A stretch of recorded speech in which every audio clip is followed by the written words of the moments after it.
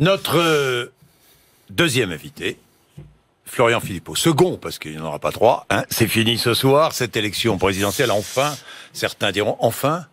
Enfin, de toute façon, on enchaînera avec les législatives, donc c'est pas tout à fait ça, enfin. Ça, c'est sûr. C'est vrai que ça a été un débat long. Oui, Florian passionnant. Passionnant. Vous l'avez trouvé passionnante, vous, cette campagne, franchement? Je l'ai pas trouvée toujours passionnante, à vrai dire. Nous avons toujours fait notre campagne sur le fond des idées. Et on a imposé dans cette campagne incontestablement des thèmes extrêmement importants sur lesquels les autres candidats ne seraient pas venus. Il y a eu cette affaire Pénélope, etc., qui a jeté du trouble. Je pense que les primaires, en réalité, ont été un retardateur et n'ont pas permis d'aller tout de suite sur la campagne, où on peut-être fait démarrer trop tôt une campagne. Jamais de primaire avec le Front National au pouvoir? Non, je crois que nous avons eu raison de ne pas faire de primaire. Bon. Regardez, les deux candidats des primaires ont été éliminés dès le premier tour. Mais finalement, on est venu sur les vrais enjeux, peut-être dans l'entre-deux tours. Et on a vu l'écran de fumée autour de M. Macron se dissiper. Et on a vu deux projets clairement différents se confronter. Entre un projet qui veut la dilution de la France, M. Macron, à tout point de vue, on y reviendra, et un projet de vrai changement avec Marine Le Pen. Oui, on n'a pas toujours vu, peut-être... Vous allez me dire ce que vous en pensez, mais je connais peut-être la réponse. On n'a peut-être pas toujours vu suffisamment le projet de Marine Le Pen mercredi soir. Mais je vais y revenir. Emmanuel Macron a déposé plainte pour faux et usage de faux après la publication sur Internet de documents censés démontrer qu'il possède un compte aux Bahamas, paradis fiscal. Vous auriez fait la même chose? Vous auriez déposé plainte? Oui, probablement. S'il estime qu'il est diffamé ou je ne sais quoi, il va devant la justice, c'est tout à fait normal. Maintenant, il y a deux choses. Oui. On voit que la justice a ouvert, je crois, dans les 5 minutes, une enquête. Donc on voit que... Sur François Fillon aussi, hein, ça a été ouvert très vite. Hein. Oui, mais dans l'autre sens. Hein. Ouais. Selon que vous serez puissant ou misérable, oui. Les jugements s'ouvriront plus ou moins... les enquêtes s'ouvriront plus ou moins vite. La vitesse de l'enquête maintenant. Oui, en tout cas, tous les justiciables français aimeraient qu'elle soit aussi rapide pour eux. Deuxièmement, Monsieur Macron est victime d'un flou que lui-même a entretenu. Ah bon je ne sais pas c'est lui le responsable finalement de cette rumeur. Moi, j'ai aucune information sur cette affaire des Bahamas. Je ne sais pas si c'est vrai ou faux. Mais c'est l'enquête qui le dira. Vous ne savez pas toujours si c'est vrai ou faux. Comment le savoir? Et vous-même, vous pouvez pas le savoir. Maintenant, toutes les enquêtes l'ont montré. Hein. Fausse signature, fausse, etc., quoi. En tout cas, il y a un flou sur son patrimoine qu'il n'a jamais voulu lever, ou alors, attendez, ou alors, tout simplement, c'est qu'il a bien dépensé à peu près l'équivalent, comme l'ont calculé des experts, d'un SMIC par jour pendant 2 ou 3 ans pour faire fondre ce qu'il a gagné chez Rothschild et arriver à un patrimoine déclaré extrêmement faible. Mais ça veut dire qu'il est un très très mauvais gestionnaire et qu'il serait assez suicidaire de lui confier les clés de la France. Je ne vais pas me transformer en avocat d'Emmanuel Macron, que les choses soient très claires. Mais pourquoi Marine Le Pen a-t-elle insinué qu'Emmanuel Macron pouvait posséder ce compte information qui est sorti 2 heures avant sur les réseaux sociaux, curieusement, et tout à coup, dans le débat, elle insinue cela. Pourquoi? Elle lui pose la question. On peut quand même encore lui poser des questions. Oui, on a le droit, non, mais évidemment qu'on a le droit. Évidemment. D'ailleurs, j'ai été amusé de voir que Marine Le Pen a utilisé une question que j'avais posée à Emmanuel Macron mardi dernier, hein. Je sais pas si vous l'avez vu, à propos de l'UOIF, non? Bon, d'accord. Enfin, l'UOIF, c'est nous qui avons levé le sujet et il n'y a toujours pas répondu, d'ailleurs. C'est moi qui ai posé la question. Heureusement, vous lui avez posé la question. Oui, peut-être que vous avez été le seul, d'ailleurs, à part nous. Je ne sais pas. Parce qu'effectivement, la réponse d'ailleurs sur l'UOIF n'est toujours pas satisfaisante. Il suffisait d'une phrase pour lever les problèmes. Il suffisait que M. Macron dise à Marine Le Pen, c'est voilà, je n'en veux pas et je les condamne. Et comme vous, j'appellerai la dissolution et je mettrai en œuvre la dissolution de l'UOIF, c'est-à-dire les islamistes qui invitent des gens parfaitement infréquentables à leur congrès. Il a dit à peu près l'inverse. Non, il n'a pas dit l'inverse. Si, il a dit l'inverse. Je refuse de condamner, je ne ferai pas la dissolution, et notamment s'il respecte les lois de la République, c'est-à-dire qu'il a inventé le concept d'islamisme républicain. Écoutez, avec cela, on est bien parti. Alors, je reviens au débat. Pourquoi vouloir nuire au lieu de vouloir convaincre ? Franchement. Marine Le Pen a passé sa campagne à convaincre. Non, mais je vous parle de ce débat mercredi soir, parce que ça a marqué les esprits. Non, ça a marqué la caste, Non, mais non. Qui n'aime pas, bien sûr que si, qui n'aime pas qu'on bouscule son chouchou.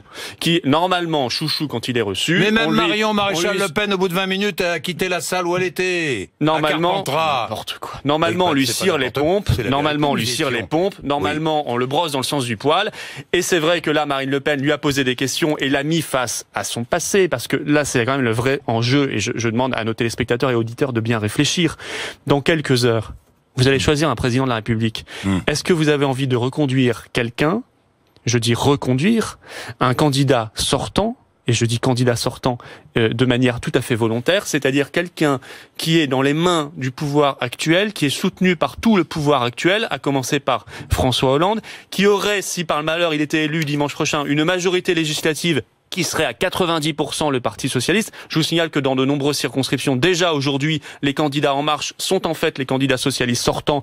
On a changé l'étiquette, on leur a mis En Marche, et hop, on essaie de faire croire que c'est nouveau. C'est quand même l'escroquerie du siècle. C'est quand même une vraie réflexion. Monsieur Cazeneuve a fait meeting la veille du débat, a tenu un meeting gouvernemental pour Macron. Et il a dit lors de ce meeting, ça n'a pas été expliqué aux Français, ça n'a pas été même dit aux Français. Vous devez voter avec fierté pour Monsieur Macron, et je le cite, pour poursuivre ce que nous avons accompli, pour poursuivre ce que le quinquennat Hollande a accompli. Les Français veulent de cela? Ils sont contents de ce quinquennat?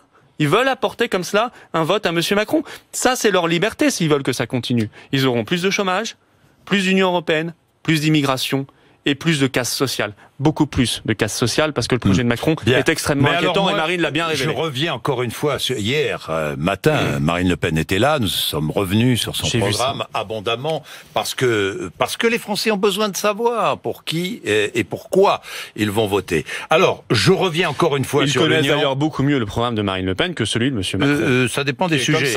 Ça dépend des sujets. Parce le programme de Macron, oui, enfin, là je viens de voir M. Raffarin qui dit « Moi je n'aime pas son programme fiscal, mais on verra ça plus tard. » On changera ça plus tard. Sur l'euro, l'Union européenne, je n'ai toujours pas compris ce que propose Marine Le Pen. Pourtant, elle fut très claire hier. Oui, enfin, j'ai besoin encore de précision. Pardon, peut-être les auditeurs plus que moi, mais autant que moi. Alors, vous dites que nous allons sortir donc de l'euro. On est bien d'accord, puisque vous avez dit vous-même que nous paierions notre baguette de pain en francs dans un an, c'est bien ça. Donc nous n'aurons plus. Oui, dans un nouveau franc, pas dans l'ancien franc. Oui, mais dans un nouveau franc. On est bien une nouvelle monnaie, si vous voulez. Il y aura donc, si j'ai bien compris, deux monnaies. Notre monnaie du quotidien. Faites pas semblant de ne pas avoir compris. Vous l'avez encore expliqué hier. C'est ça ou pas? Oui, c'est deux monnaies. Non, il y aura une seule monnaie. Les gens n'auront qu'une seule monnaie dans leur portefeuille, évidemment, qui sera la nouvelle monnaie nationale. La seule différence, c'est qu'ils auront en plus un emploi. Oui. Pour ceux qui n'en ont pas aujourd'hui. Non, mais je vous parle pas je parle de monnaie. Non, mais est-ce qu'on fait pas ça pour l'euro? On fait ça pour créer des millions d'emplois. Il faut quand même revenir à la base de la base. Parce qu'aujourd'hui, on détruit l'emploi. Je pense aux épargnants français, je pense à toutes celles et ceux qui, au quotidien, vivent avec leur porte-monnaie et vont payer leurs achats. Ils paieront dans une seule monnaie comme maintenant. Sauf que ce sera plus la même monnaie. Ce sera un franc. Voilà. Nouveau franc. Nous, ce que nous souhaitons faire, vous voyez, c'est, contrairement à Monsieur Macron qui veut aller dans une espèce... oubliez Monsieur Macron un peu, Florian. Si, on a le droit de parler de Macron, partout, j'en parle. Mais je suis pas là pour ne pas parler d'Emmanuel Macron, je suis là pour savoir. Nous sommes face à deux projets, donc il est normal que je mette en parallèle celui de Marine Le Pen face à celui de Monsieur Macron. Macron, il veut la fuite en avant fédérale. Il l'a dit d'ailleurs, il y a quelques mois dans une interview, le statu quo est synonyme à une échéance de 10 ans du démantèlement de l'euro. Et il dit, si on veut éviter ce démantèlement, il faut aller, et je le cite encore, vers la création d'un budget de la zone euro. Ça, c'est le choix fédéraliste. C'est le choix Macron. C'est le choix du système. C'est-à-dire qu'on va faire fondre la France dans une espèce de grand pays, grand État, avec son budget. Il a déjà sa monnaie. Maintenant, son budget. Ça veut dire que les Français, ils vont devoir payer encore plus pour aller financer l'Europe de l'Est et pour aller financer des projets fédéraux. Ça veut dire qu'on va créer un impôt européen, parce que quand il y a un budget, il y a un impôt. Il faut arrêter de mentir aux Français. Ça, c'est le budget fédéral. Ça, c'est le projet fédéraliste, la fuite en avant, qui nie les nations et les démocraties. D'accord, mais votre projet, soit on dit, voilà, on va négocier. On arrive, nous négocions parce que l'Union européenne ne nous va pas du tout. Non seulement l'euro est une catastrophe, mais il y a aussi l'absence de frontières face à la crise migratoire terrible et qui n'en est qu'à ses débuts. Il y a aussi l'incapacité aujourd'hui, l'interdiction de faire du patriotisme économique, et ça, on veut que ça change. Et il y a le problème démocratique de base, c'est que quand on vote des lois en France, elles sont moins importantes en autorité et en droit que les directives pondues par les technocrates non élus de Bruxelles. Donc ça, c'est pas possible. Ça, on ne l'accepte pas. C'est pas efficace, c'est pas juste et c'est pas démocratique. Donc on négocie. on a fixé une échéance moyenne de 6 mois. Ça peut être 7 mois, 8 mois, s'il faut 7 mois ou 8 mois, on est pragmatique. Et ensuite, on fait un référendum. Parce que c'est les Français qui décident. Voilà. Nous, il y a des référendums. Vous négociez. Chez nous, il y a des référendums. Chez Macron, il n'y en a pas un seul qui est prévu, je vous signale, pendant le quinquennat. Vous négociez et vous voulez attirer, évidemment, sur votre position, tous les pays de l'Union européenne. Oui. Nous verrons ça. Nous sommes la France. D'accord. Je suis pas certain qu'ils soient tous d'accord. Non, mais de toute façon, non, mais Monsieur Bourdin, ce qui est certain, c'est que ceux qui refusent de négocier et ceux qui refusent le référendum sont certains de ne rien obtenir. Alors, ça, c'est certain. Si on n'essaye pas, on n'obtient rien. Je voudrais savoir pourquoi vous assénez tant de contre-vérité. Marine Le Pen nous dit de 1993, Marine Le Pen, alors pas vous, de 1993 à 2002, elle a dit toutes les entreprises françaises pouvaient payer en euros, c'est faux. De 1999 à 2002, la transition des monnaies nationales vers l'euro, uniquement de 99 à 2002, non pas de 93 à 2002. L'écu, bien sûr que si. L'écu, de 1979 à 1998, servait d'outil bancaire. Les acteurs privés n'ont pas échangé avec des écus, contrairement à tout ce que vous avez dit. Tout ce que vous avez dit. L'euro, augmentation des prix. Vous avez dit asséner l'augmentation des prix lors du passage à l'euro. C'est faux. L'INSEE, mais c'est faux. Alors là, mais je sais que la caste dit ça. Mais c'est pas la caste. Mais si, l'INSEE dit ça. Mais oui. Alors, c'est un organisme. Vous mettez en cause l'INSEE. Là, sur le coup, je pense qu'il y a eu des décisions politiques. Évidemment, si vous mettez en cause attendez, l'INSEE, tous les travaux. L'INSEE, ce sont des statisticiens très performants. Je les connais d'ailleurs. Bah oui, c'est pour ça que je vous en parle. Mais l'INSEE n'est pas un organisme indépendant, Monsieur Bourdin. Arrêtez de faire croire cela. l'INSEE est sous tutelle évidemment ministérielle. Lors du passage à l'euro, et je le maintiens, et j'invite chacun de nos téléspectateurs et auditeurs à réfléchir, à se remémorer ce moment. Il y a 17 ans. Est-ce que les prix ont stagné ou est-ce que les prix ont explosé? Est-ce que quand on a fait valser les étiquettes, ça a changé? Oui, bien sûr que oui, ça a changé. Ça a changé vers le haut. Qui a augmenté régulièrement depuis 1990. Il n'y a pas eu de rupture au moment du passage à l'euro. Eh bien, si, il y a eu une forte augmentation des prix. Pourquoi ne sans cesse nous dire, mais regardez, depuis le Brexit, l'Angleterre va mieux? C'est faux. La Grande-Bretagne ne va pas mieux. Net ralentissement de la croissance au premier trimestre. Mais vous plaisantez ou pas? Non, mais vous plaisantez. Mais je ne plaisante pas. Non, mais le Royaume-Uni, vous savez combien c'est quoi le taux de chômage au Royaume-Uni? Premier trimestre 2007. Quel est le taux de ralentissement de la croissance. Quel est le taux de chômage au Royaume-Uni? Le taux de chômage est beaucoup plus bas. Combien? Chez nous, mais il est autour de 6%. Non, moins que ça, 4,5%. Oui, attendez, pardon. Il est plus bas, au plus bas depuis 42 ans. C'est le Brexit qui a donné ce taux de chômage ou pas? Monsieur Bourdin, si vous me laissez finir une phrase, parce que vous étiez beaucoup plus conciliant avec Monsieur Raffarin. Excusez-moi, j'ai regardé l'interview. C'était quand? Donc laissez-moi finir une phrase. En juin 2016, ils ont voté le Brexit. Applicable quand? À l'été 2016. L'organisme du système, les organismes du système leur ont expliqué aux Britanniques que, en cas de vote du Brexit, ça allait être l'apocalypse totale. En cas de vote, parce que vous savez qu'en économie, les choses sont aujourd'hui anticipées. Ça n'est pas du tout ce qui s'est produit. On a vu un afflux d'investissements, mais pas du tout. Mais la croissance début de la hausse des prix, mauvaise croissance au premier trimestre, dépréciation de la livre sterling. Laissez-moi terminer. Mais parce que c'est la vérité. Vous assénez des mensonges. Mais non, vous mentez aux gens. C'est pas vrai. Vous mentez. L'inflation au Royaume-Uni est égale à l'inflation en Allemagne. Ça, c'est la vérité. Elle n'est pas plus élevée. Le chômage est de 4%, 4,5%, au plus bas depuis 42 ans. Au plus bas depuis 42 ans. C'est pas grâce au Brexit. Les grands prêtres de l'européisme nous avaient dit le vote du Brexit va provoquer une montée du chômage, une fuite des investissements étrangers et un repli sur soi du Royaume-Uni. Il s'est passé exactement l'inverse. Exactement l'inverse. Alors aujourd'hui, on veut refaire peur aux gens. Pourquoi? Parce qu'on veut que rien ne change. Bien sûr que si. Vous savez ce que vous aimez. Non, les organismes. Ce que vous aimez, c'est la vérité. Les organismes bancaires qui pondent des rapports pour essayer de faire peur aux gens et qu'ensuite on diffuse dans les médias. Moi, je vais vous dire pourquoi. Je veux dire c'est un complot. Non, c'est pas du tout un complot. Ça défend des intérêts bien précis, mais c'est pas les intérêts du peuple. Monsieur Macron, quel est son vrai projet? Ah, ça y est. Je vous parle de la grande loi sur cette chaîne d'attaquer Macron, alors. Bon, alors on a le droit. Il y avait longtemps, tiens, j'avais pas. Bah oui, mais là vous démontrez l'inverse. Il y avait longtemps que j'avais pas entendu ça parce que Marine Le Pen s'est gardée hier de lancer ses attaques contre la presse. Encore une fois. Démontrez-moi l'inverse. Franchement, laissez-moi finir. Démontrez-moi l'inverse. Ne mettez jamais en cause notre intégrité. J'ai le droit de vous critiquer, Monsieur Bourdin. Vous avez le droit de me critiquer. Sans que vous n'avez pas. Mais je ne monte pas sur mes grands chevaux. Si. Mais nous en avons parlé hier avec Marine Le Pen. Il n'en est absolument pas question. Mais je vous critiquerai comme j'ai le droit de critiquer la presse, et c'est dans votre intérêt. Mais pas à la maison.